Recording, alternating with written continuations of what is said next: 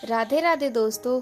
इस कहानी में हम एक संत के बारे में जानेंगे जो गृहस्थ जीवन में रहकर भी उन्हें काम, क्रोध, लोभ छू न सका, जिनका नाम पुरंदर था। 2-3 घरों में भिक्षाटन करते, उससे जो 2 मुट्ठी चावल आटा मिल जाता, वे अपना और अपनी पत्नी सरस्वती का उदर पोषण करते और फिर दिन भर लोक सेवा के कार्यों में जुटे रहते।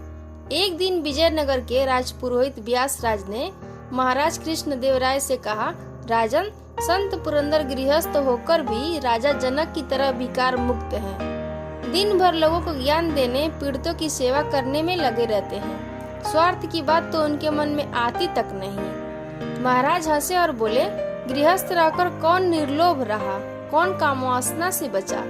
यदि यह संभव होता तो संसार के सभी मनुष्य सार्थक न कर लेते।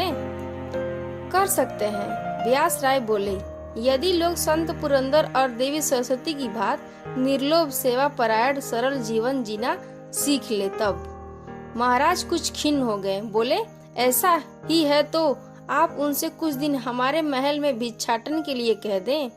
व्यास राय ने संत पुरंदर से आग्रह किया कि राजभवन से भिक्षा ले आया करे।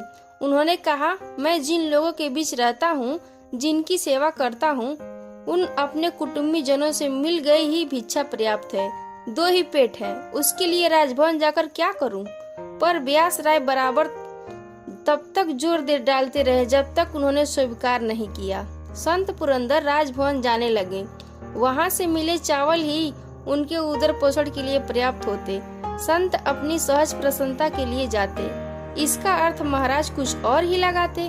एक दिन तो उन्होंने व्यास राय से कह भी दिया, देख लिया आपके संत की निष्प्रहता, आजकल कितने प्रसन्न रहते हैं। व्यास राय बोले, आपका तात्पर्य समझा नहीं। इस पर महाराज ने कहा, आप मेरे साथ चलिए, अभी बात स्पष्ट हो जाएगी। महाराज राजपुरोहित के साथ संत पुरंदर के घर पहुँचे।